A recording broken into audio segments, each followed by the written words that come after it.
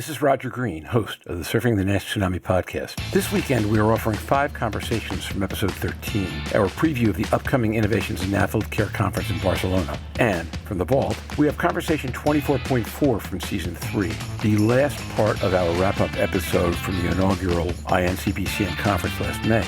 It's interesting to review what Jeff Lazarus and Jörn Schattenberg anticipated then as compared to what we discussed in previewing this year's conference. I opened this conversation by inviting Jeff Lazarus to share feedback from last year's conference and how that feedback has shaped planning and agenda for INCBCN2. Jeff starts by identifying 3 pillars for planning this session. First, the importance of a smaller meeting. Second, the opportunity to look at issues from a different, more multidimensional perspective. And, consistent with this, the third point, to maintain the multidisciplinary approach of last year's meeting. He also describes the high level of attention that attendees maintain throughout the meeting as proof of the value of content. As Jeff wraps up, his co-chair and our co-host, Jörn Schattenberg, joins the conversation to express his high level of enthusiasm about this meeting based on last year's success. Jörn also mentions a goal of expanding the first year's conference without simply repeating the first year's conference by including a wider swath of opinion leaders along with a new set of frontline treaters. With this as prelude, I asked the co-chairs to begin discussing day 1 of the program. Jeff discusses the 4 major sections in detail, including talks looking at fatty liver disease as incorporating both alcohol and non-alcohol fatty diet issues, and sections or talks representing endocrinology, primary care, and epidemiology. The inaugural INCBCN conference was a truly innovative meeting concept that produced fantastic discussions, lessons, and insights. These conversations can tell you what to anticipate this year, so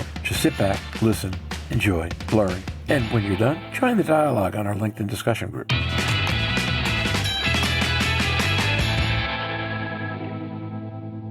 You all may remember last year, we previewed the Barcelona meeting. We covered the Barcelona meeting. We will be covering again this year. I'm going to work with the agency that's doing the meeting a little bit more closely so that we can get it to work a little better in terms of getting interviews done on time and finding a place to do them, now that I know how the whole thing works. But we're excited to see season 2. So, Jeff, let's start with, we never followed up on season 1 after we did the post episode about what kind of feedback did you get, what did you learn, and how has that shaped the things you've been doing for the past year? That might be a helpful thing to do. It might also lead you into the thing that you alluded to about the 300 responses or not. Jeff McIntyre. Well, thank you. And, you're asking a co-chair about the feedback. If the feedback were not positive, we just wouldn't do it again. We're doing the meeting to try and fill a gap, and we're doing it really at the request of a lot of people who want to discuss fatty liver disease and liver health in a smaller forum and to discuss issues that don't always come up at the big scientific conferences, but also in a multidisciplinary forum. So,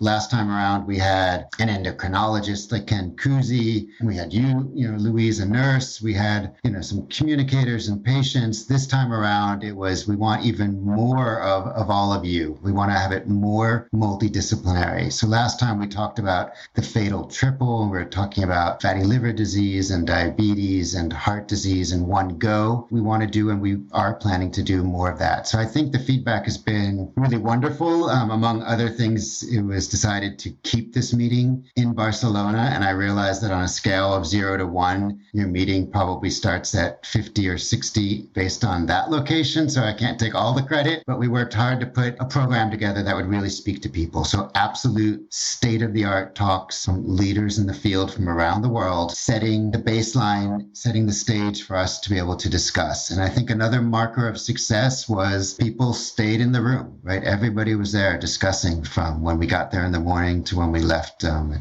the evening. And this year, no one is going to have to rush out midday to get their COVID test so they can get back into the States. That was an issue, although I can say 2 people from my team have tested positive in the last week. They're not in the office, thankfully, but COVID is not over. But that's another podcast, I think.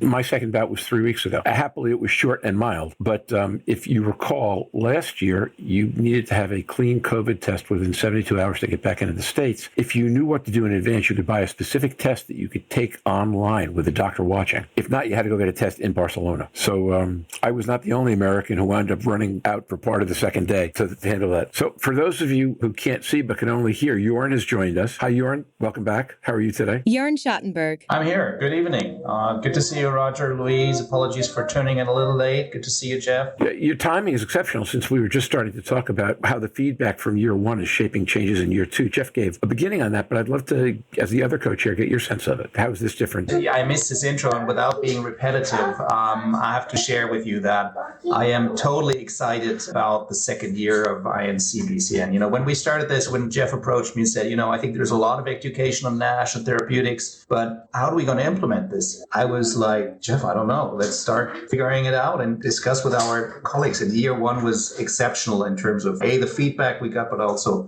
for me, the educational part. So I was very excited when we saw it was successful at a level that it will be carried forward. And I think we spent a lot of time thinking, how can we expand what we've done without being all repetitive and trying to broaden the aspect, focusing heavily on engaging key stakeholders, not only hepatologists, but, the people that are seeing patients with NAFLD today. And, moving this forward, I hope that the event will hold up to that, but I'm convinced it will. Okay, convinced is better than hope for those who are thinking about coming. That's a good thing. With that, let me note as we do this, that if you go on the website and look at the program as it's presented, there are a bunch of holes in it. It's still a work in progress. So you may hear things about it today that aren't on the website. I don't know. I haven't checked with Jörn or Jeff on that. And you'll need to keep an eye on it because things will be filling in as they go along. But let's start. First day, what is the goal of the day, if it has a goal of its own, and where does the meeting start, actually? Yeah, let me make a comment about the first day because, I work at the Barcelona Institute for Global Health in Spain, and I asked Ramon Batlle, the new head of the liver clinic at the well-known Hospital Clinic, to give one of the opening talks. Because what Ramon does, and I heard him speak at the Spanish Association for the Study of the Liver just a couple days ago, is he looks more holistically. He brings prevention into the discussion, and he brings alcohol into the discussion and says we really can't talk about fatty liver disease if we're not also talking about alcohol as well and the dualness of these conditions. It's not an either or, but it's a continuum. So he's going to give one of the opening talks and set the stage. And I think it's really important for everyone to hear that. We're not working in a silo where people with fatty liver disease don't drink alcohol at all or don't drink too much alcohol, right? So he will give that talk. And one of the innovations for our Innovations in NAFLD Care meeting will be that Ken Kuzi's put together a really fantastic session with leading endocrinologists, diabetologists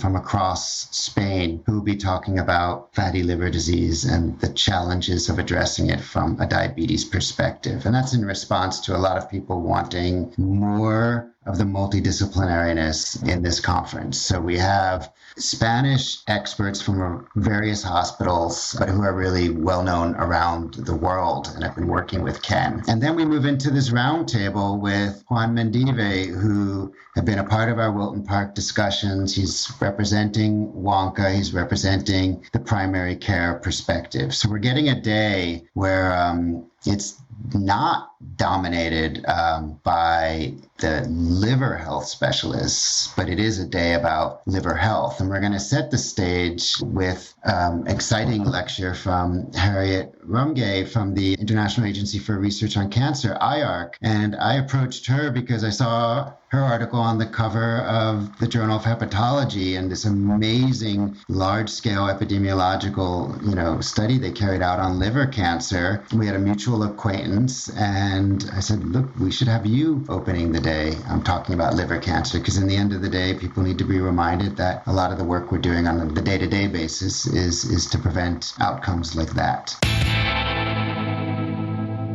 And now, back to Roger. We hope you've enjoyed this recording. If you have any questions or comments about the content of this conversation or the entire episode, please put them in the review section of the page from which you downloaded this conversation or send an email to questions@surfingnash.com. Next week, we may post our episode on Thursday to accommodate Jörn Schattenberg's schedule, returning from 2 major events in California in the presence of a strike in Germany. We've not locked down the topic yet, but the 2 we're considering are both quite important. Until then, stay safe, surf on. See you next week on the podcast. Bye-bye now.